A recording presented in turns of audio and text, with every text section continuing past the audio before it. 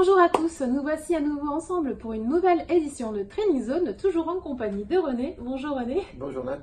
Et aujourd'hui nous allons parler d'un élément de l'entraînement et c'est une technique qui s'appelle le double mouvement. Alors René, est-ce que tu peux nous en dire un petit peu plus sur cette technique? Voilà, c'est une technique qui est malheureusement pas fréquemment utilisée, pourtant c'est une excellente technique. De toute façon, on parle de quelque chose d'excellente. Donc il s'agit en fait de faire du 2 en 1, c'est-à-dire qu'on va utiliser deux exercices qu'on va comptabiliser comme une seule répétition et deux exercices qui s'adressent au même groupe musculaire. Par exemple, pour que ça soit clair, si je veux faire cette technique pour les épaules, je peux associer les élévations latérales avec le développé. Donc, entre chaque élévation latérale, il y aura un mouvement de développé. C'est applicable à tous les groupes musculaires? Oui, pratiquement tous. Bon, certains exigent un matériel peut-être un peu plus adapté pour qu'on puisse y parvenir. Donc, si on a bien compris, le premier exercice qui va être ciblé, ce sont les élévations latérales. Et on va inclure en chaque répétition d'élévation latérale un autre mouvement. Dans le cas des épaules. Voilà, exactement, dans le cas des épaules. Ça va se passer pareil pour tous les autres groupes musculaires. La technique va s'appliquer exactement de la même façon. Et comment on agence ces deux mouvements?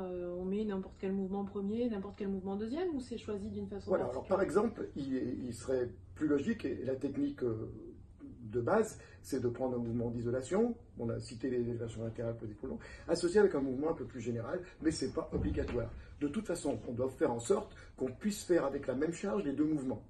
Il est évident que sur un des deux mouvements intermédiaires, ça sera plus facile.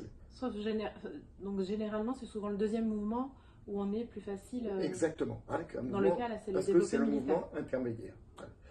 Alors voilà, la technique va s'appliquer à peu près pareil pour tous les groupes musculaires. Il faudra choisir de façon assez judicieuse les exercices pour que cette technique soit rentable. Mais c'est une technique extrêmement intéressante et qui a de nombreux avantages. Et à quoi ça sert d'utiliser cette technique? D'accord, bonne question.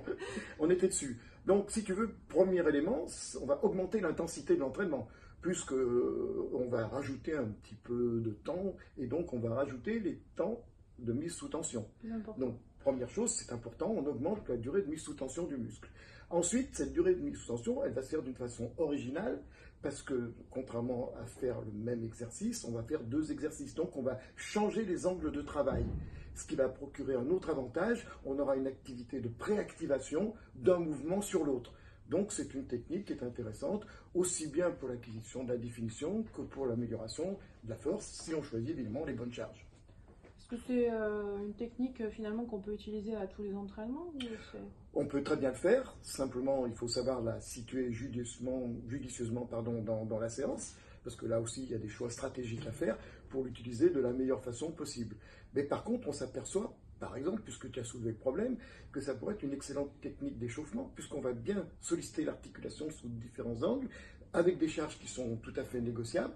Donc ça peut être très bien pour commencer la séance, par exemple. Évidemment, il y a d'autres choix, mais voilà. Pour citer une des vertus de cette technique, voilà, on pourrait en ajouter une autre. Ok. Donc, on choisit un mouvement généralement analytique pour le premier, oui. Et deuxième polyarticulaire. Voilà, de préférence. C'est souvent comme ça qu'on agence le double mouvement. Quand c'est possible, hein, voilà. Mais de toute façon, il faudra faire un choix qui soit assez précis, parce qu'on va utiliser la même charge. Et qu'il y aura un des deux mouvements, de préférence au mouvement intermédiaire, qui sera un mouvement plus facile. Hein. Simplement, on veut, le principal souci, c'est comme tu l'as souligné tout à l'heure, c'est la durée de mise sous tension qui va augmenter, donc augmentation de l'intensité, mais contrairement à d'autres exercices, cette durée de mise sous tension, elle va avoir une vertu supplémentaire, c'est celle de varier les angles de travail. Voilà. Okay. Est-ce qu'il y a un intérêt à mettre dans l'autre sens, prendre le mouvement polyarticulaire au premier? C'est une bonne question, j'avais peur que tu me la poses. Non, c'est pas une question piège. En fait, oui, on peut faire autrement, mais on s'aperçoit qu'il va falloir garder la même charge. Si par exemple, toujours prenons les épaules pour rester clair dans nos explications, on prenait d'abord le développé, effectivement, on est plus fort que pour les élévations latérales. Donc il faudrait, si on ne veut pas changer la charge, ajouter un élément technique dans le premier exercice pour pouvoir faire avec la même charge la séance de... C'est-à-dire peut-être faire une double contraction sur le développé militaire Exactement. et juste faire une rep normale pour l'élévation. Voilà, exactement, ou un travail au tempo, mais ajouter une technique qui fasse que cette charge soit manipulable, soit plus difficile quand même que si on disait la simple charge, qui serait trop légère si on prenait dans cet ordre-là. Et donc, comme tu me l'as dit tout à l'heure, cette technique est applicable à tous les groupes musculaires.